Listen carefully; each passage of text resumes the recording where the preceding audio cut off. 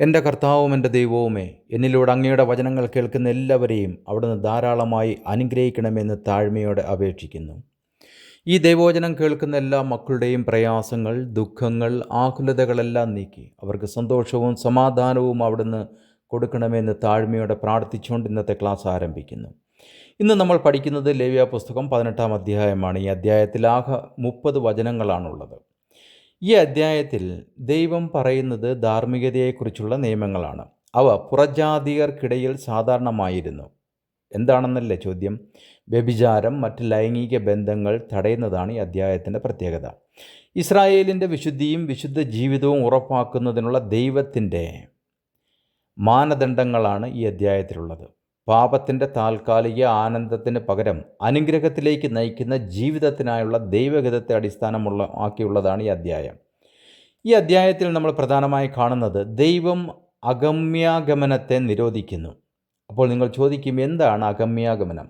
നിയമപരമായോ നൈതികമായോ ആയി നിരോധിച്ചിരിക്കുന്ന ലൈംഗിക ബന്ധത്തെയാണ് അഗമ്യാഗമനം എന്ന് പറയുന്നത്. അഗമ്യ എന്ന് പറഞ്ഞാൽ പോകാൻ പാടില്ലാത്ത അല്ലെങ്കിൽ നിരോധിക്കപ്പെട്ട എന്നാണ് അർത്ഥം. ഇത് ശരീരശുദ്ധിയും ബന്ധശുദ്ധിയും സംരക്ഷിക്കുന്നതിന് ദൈവം നൽകിയ കർശന നിയമമാണ്. സമൂഹത്തിൻ്റെ നൈതികതയും കുടുംബ ബന്ധങ്ങളെ തകർക്കുന്ന പ്രവൃത്തിയുമാണ് അഗമ്യാഗമനം എന്ന് ബൈബിൾ പറയുന്നത്. അടുത്ത ബന്ധുക്കളുമായുള്ള ലൈംഗിക ബന്ധങ്ങൾ ദൈവം നിരോധിക്കുന്നു. 6 മുതൽ 23 വരെയുള്ള വചനങ്ങൾ അതാണ് പറയുന്നത്. അശുദ്ധ പ്രവൃത്തികൾ കാരണം കനാൻ ദേശം അശുദ്ധമായി. ഈ നിയമങ്ങൾ ലംഘിച്ചാൽ ഇസ്രായേൽ ജനത്തെയും ദേശത്തു നിന്ന് പുറത്താക്കുമെന്ന് ദൈവം കൽപ്പിക്കുന്നു. 1 മുതൽ 5 വരെയുള്ള വചനങ്ങളും നോക്കാം. യഹോവ പിന്നെയും മോശയോട് അരുളി ചെയ്തത്, നീ ഇസ്രായേൽ മക്കളോട് പറയേണ്ടത് എന്തെന്നാൽ, ഞാൻ നിങ്ങളുടെ ദൈവമായ യഹോവയാകുന്നു. നിങ്ങൾ പാർത്തിരുന്ന മിസ്രയീം ദേശത്തിലെ നടപ്പ് പോലെ നിങ്ങൾ നടക്കരുത്. ഞാൻ നിങ്ങളെ കൊണ്ടുപോകുന്ന കനാൻ ദേശത്തിലെ നടപ്പ് പോലെയും അരുത്. അവരുടെ മര്യാദ ആചരിക്കരുത്. എൻ്റെ വിധികളെ അനുസരിച്ച് എൻ്റെ ചട്ടങ്ങളെ പ്രമാണിച്ച് നടക്കണം. ഞാൻ നിങ്ങളുടെ ദൈവമായ യഹോവയാകുന്നു. ആകയാൽ എൻ്റെ ചട്ടങ്ങളും ന്യായങ്ങളും നിങ്ങൾ പ്രമാണിക്കണം. അവയെ ചെയ്യുന്ന മനുഷ്യൻ അവയാൽ ജീവിക്കും. ഞാൻ യഹോവയാകുന്നു. ഇവിടെ ഉണ്ടാകുന്നൊരു ചോദ്യം സാധാരണമാണ്. എന്തായിരുന്നു മിസ്രയീം ദേശത്തിലെയും കനാൻ ദേശത്തിലെയും നടപ്പുകൾ? മിസ്രയീം ദേശത്തിൻ്റെ നടപ്പുകളെന്ന് പറയുന്നത്, മിസ്രയീം ദേശം മതപരമായി, ലൈംഗികമായി, സാമൂഹികമായി ദൈവത്തിൻ്റെ നിലപാടിൽ അശുദ്ധമായ പല ആചാരങ്ങളും ഉണ്ടായിരുന്നു. ഉദാഹരണം, വിഗ്രഹാരാധന. നിരവധി ദേവന്മാരെയും ദേവിമാരെയും അവർ പ്രതിമകൾ ഉണ്ടാക്കി വെച്ച് ആരാധിച്ചു. വിഗ്രഹാരാധനയോടൊപ്പം ടെമ്പിൾ പ്രോസ്റ്റിറ്റ്യൂഷൻ എന്ന രീതിയും ലൈംഗിക ചടങ്ങുകൾ ഉണ്ടായിരുന്നു. രക്തബന്ധങ്ങളിൽ നിന്നുള്ള വിവാഹം ഈജിപ്തിൻ്റെയും കനാൻ ദേശത്തിൻ്റെയും പ്രത്യേകതയായിരുന്നു. മരണാനന്തര ജീവിതത്തിന് ആവശ്യമായ അനുഷ്ഠാനങ്ങൾ, മരിച്ചവർക്കായി ജ്യോതിഷം, മന്ത്രവാദം തുടങ്ങിയ പ്രയോഗങ്ങൾ ഈജിപ്തിലുണ്ടായിരുന്നു. കനാൻ ദേശത്ത് എന്തൊക്കെയായിരുന്നു നോക്കാം. കനാന്യർ മതപരമായി കൂടുതൽ അശുദ്ധരായിരുന്നു എന്നതാണ് ബൈബിളിലെ ചരിത്രം. അവരുടെ ചില ആചാരങ്ങൾ: മോലേക്ക് ആരാധന. മോലേക്ക് എന്ന ദേവന് വേണ്ടി കുട്ടികളെ അഗ്നിയിൽ ബലിയിടുന്ന അനാചാരങ്ങൾ. അത് നമ്മൾ 18-ാമത്തെ അധ്യായത്തിൻ്റെ 21-ാമത്തെ വചനത്തിൽ കാണാവുന്നതാണ്. അതുപോലെ കനാന്യർ ദേവതകളുടെ സമ്പർക്കം അനുകരിക്കുന്ന രീതിയിൽ വേശ്യാരാധനയും സമലിംഗരതിയും മൃഗഗമനവും ചെയ്തിരുന്നു. ഇത് 22 മുതൽ 23 വരെയുള്ള വചനങ്ങളിൽ കാണാവുന്നതാണ്. വിഗ്രഹാരാധനയും മദ്യലഹരിയായ പൂജകളും കനാന്യർ ആചരിച്ചിരുന്നു. മതാചാരങ്ങൾ പലപ്പോഴും മദ്യപാനം, നൃത്തം, ലൈംഗിക ബന്ധം എന്നിവയുമായി ചേർന്നിരുന്നു. ദൈവം ഇസ്രായേലിനെ വിളിച്ചത് ഈ 2 ദേശങ്ങളുടെയും അശുദ്ധമായ നടപ്പുകളിൽ നിന്ന് വേർതിരിക്കാനാണ്. ഇന്ന് കർത്താവായ യേശുക്രിസ്തുവും നമ്മെ വിളിച്ചിരിക്കുന്നത് അവനോടൊത്ത് നടക്കുവാനാണ്. അവർ ദൈവത്തിൻ്റെ കൽപ്പനകൾ അനുസരിച്ച് ശുദ്ധവും വിശുദ്ധവുമായ ജീവിതം നയിക്കണം.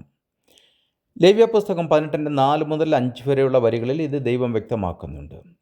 ഇനി 6 മുതൽ 18 വരെയുള്ള വചനങ്ങളിൽ നമ്മൾ കാണുന്നത് രക്തബന്ധുക്കളുമായുള്ള ലൈംഗിക ബന്ധം ദൈവം നിരോധിക്കുന്നു. ഇവയിൽ പ്രധാനമായി നമ്മൾ കാണുന്നത്, നിൻ്റെ അപ്പൻ്റെ നഗ്നതയും അമ്മയുടെ നഗ്നതയും അനാവൃതമാക്കരുത്. അവൾ നിൻ്റെ അമ്മയാകുന്നു, അവളുടെ നഗ്നത അനാവൃതമാക്കരുത്. അപ്പൻ്റെ നഗ്നത അനാവൃതമാക്കരുത്. അത് നിൻ്റെ അപ്പനല്ലോ. അപ്പൻ്റെ മകളോ അമ്മയുടെ മകളോ ആയ നിൻ്റെ സഹോദരിയുടെ നഗ്നത അനാവൃതമാക്കരുത്. വീട്ടിൽ ജനിച്ചവരായാലും പുറമേ ജനിച്ചവരായാലും അവരുടെ നഗ്നത അനാവൃതമാക്കരുത്. 10 മുതൽ 18 വരെയുള്ള വചനങ്ങളിൽ നമ്മൾ കാണുന്നത്, നിൻ്റെ മകൻ്റെ മകളുടെ നഗ്നതയോ മകളുടെ മകൻ്റെ നഗ്നതയോ അനാവൃതമാക്കരുത്. നിൻ്റെ അപ്പന് ജനിച്ചവളും അവൻ്റെ ഭാര്യയുടെ മകളുമായവളുടെ നഗ്നത അനാവൃതമാക്കരുത്. അവൾ നിൻ്റെ സഹോദരിയല്ലോ. അപ്പൻ്റെ സഹോദരിയുടെ നഗ്നത അനാവൃതമാക്കരുത്. അവൾ അപ്പൻ്റെ അടുത്ത ചാർച്ചക്കാരിയല്ലോ. അമ്മയുടെ സഹോദരിയുടെ നഗ്നത അനാവൃതമാക്കരുത്. അവൾ നിൻ്റെ അമ്മയുടെ അടുത്ത ചാർച്ചക്കാരിയല്ലോ. അപ്പൻ്റെ സഹോദരൻ്റെ നഗ്നത അനാവൃതമാക്കരുത്. അവൻ്റെ ഭാര്യയോട് അടുക്കുകയും അരുത്. അവൾ നിൻ്റെ ഇളയമ്മയല്ലോ. നിൻ്റെ മരുമകളുടെ നഗ്നത അനാവൃതമാക്കരുത്. അവൾ നിൻ്റെ മകൻ്റെ ഭാര്യയല്ലോ. സഹോദരൻ്റെ ഭാര്യയുടെ നഗ്നത അനാവൃതമാക്കരുത്. അത് നിൻ്റെ സഹോദരൻ്റെ നഗ്നതയല്ലോ. ശ്രദ്ധിക്കുക, ഇതുവരെയുള്ള കാര്യങ്ങൾ ചെയ്യരുതെന്ന് ദൈവം പറഞ്ഞു എങ്കിൽ ഇനി പറയുന്ന കാര്യം ദുഷ്കർമ്മമാണെന്നാണ്. എന്താണത്? ഒരു സ്ത്രീയുടെയും അവളുടെ മകളുടെയും നഗ്നത അനാവൃതമാക്കരുത്. അവളുടെ മകൻ്റെയോ മകളുടെയോ നഗ്നത അനാവൃതമാക്കുമാർ അവരെ പരിഗ്രഹിക്കരുത്. അവർ അടുത്ത ചാർച്ചക്കാരല്ലോ, അത് ദുഷ്കർമ്മം. ഭാര്യ ജീവനോടിരിക്കുമ്പോൾ അവളെ ദുഃഖിപ്പിക്കാൻ അവളുടെ സഹോദരിയുടെ നഗ്നത അനാവൃതമാക്കരുത്. അവളുടെ കൂടെ ശയിക്കുകയും അരുത്. അവളെ പരിഹരിക്കരുത്. ഈ നിയമങ്ങൾ കൊണ്ട് ദൈവം എന്താണ് അർത്ഥമാക്കുന്നത് നോക്കുക. ദൈവം സൃഷ്ടിച്ച കുടുംബ ബന്ധങ്ങൾ വിശുദ്ധമായിരിക്കണം. ലൈംഗിക ബന്ധം ദാമ്പത്യത്തിനുള്ളിൽ മാത്രം നിൽക്കണം. ഇന്ന് നമ്മുടെ സ്ഥിതി അതാണോ?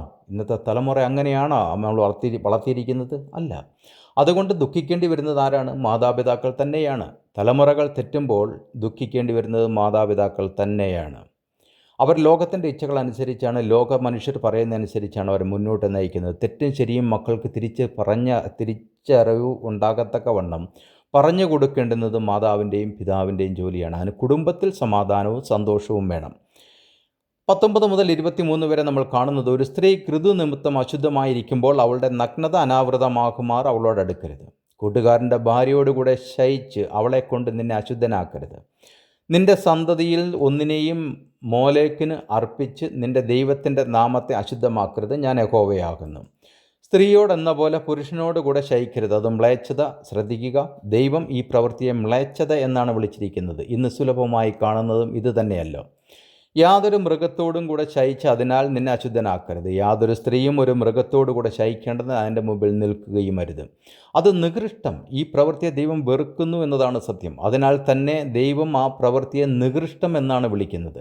ഇന്ന് ലോകത്തിൽ നമ്മളിത് ധാരാളമായി കണ്ടുവരുന്നു. മൃഗങ്ങളോടുള്ള ലൈംഗിക ബന്ധം, മൃഗഗമനം ദൈവം നിരോധിക്കുന്നു.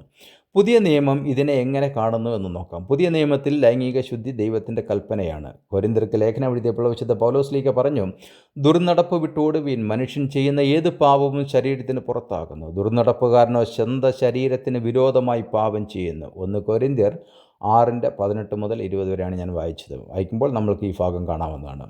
വിശുദ്ധ പൗലോസ്ലീഹ പറയുന്നു, ശരീരം ദൈവത്തിൻ്റേതാണ്, അതിനെ അശുദ്ധമാക്കരുത്. എബ്രായർ 13:4 നമ്മൾ വായിക്കുന്നു, വിവാഹം എല്ലാവർക്കും മാന്യവും കിടക്ക നിർമ്മലവുമായിരിക്കട്ടെ, എന്നാൽ ദുർനടപ്പുകാരെയും വ്യഭിചാരികളെയും ദൈവം വിധിക്കും.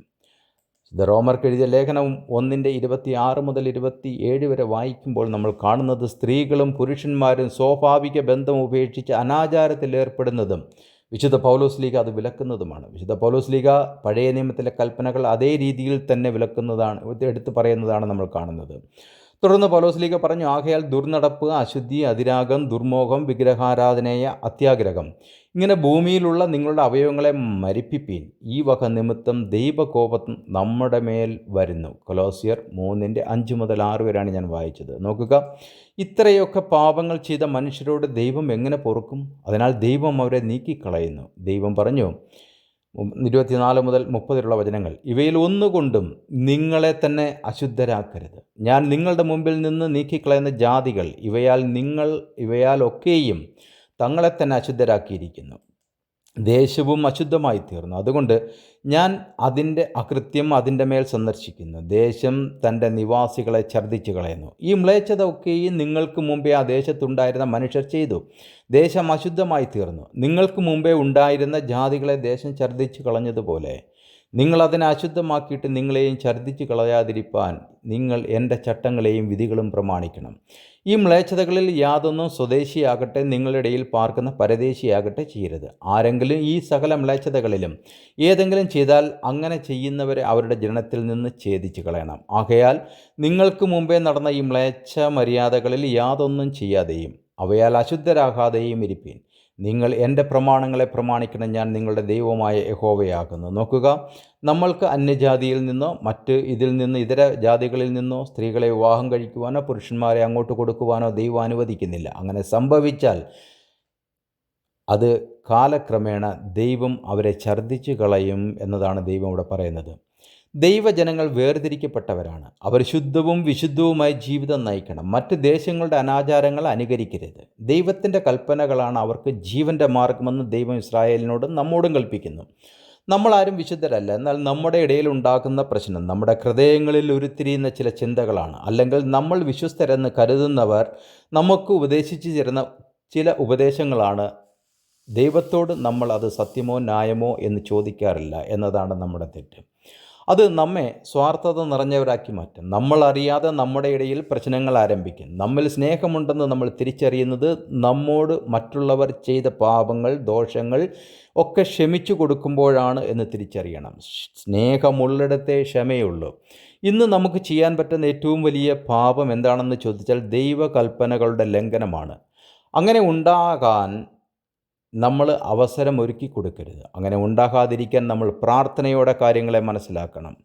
ഇന്നത്തെ ക്ലാസ് ഇവിടെ അവസാനിക്കുന്നു. അടുത്ത ക്ലാസ്സിൽ വീണ്ടും കാണുന്നതിനായി കർത്താവായ യേശു ക്രിസ്തു നമ്മെ അവരെ അനുഗ്രഹിക്കുമാറാകട്ടെ എന്ന പ്രാർത്ഥനയോടെ ബെഞ്ചമിൻ കോശി.